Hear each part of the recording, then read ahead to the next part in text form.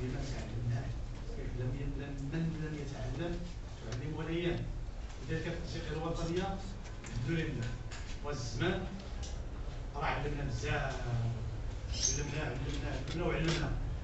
لذلك ملي كنقولوا دائما كنركز عليهم لي ميطار ماجور موجودين كيعرفوا يسبحوا في لابيس الحروس ما كتسولوا شحال غير لابيس ماشي نعرفوا نسبحوا البحر ندير في الركعه حقيت العوامه.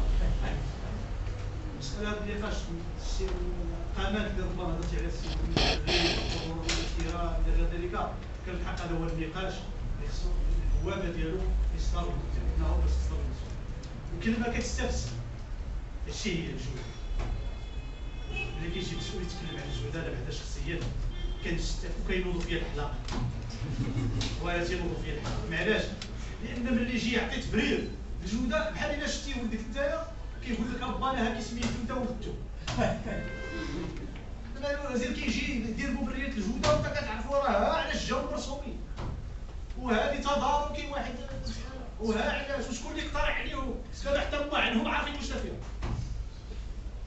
تحيه نضاليه.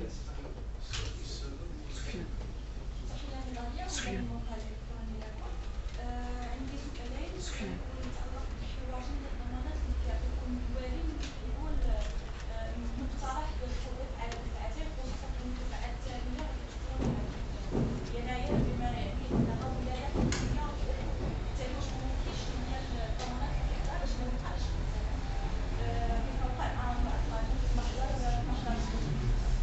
السؤال الثاني قطاعات اخرى تستعد للاتجاهات المخيره بالتالي واش التصوير واش استراتيجيه ديالها واش كيفاش ممكن تاثر على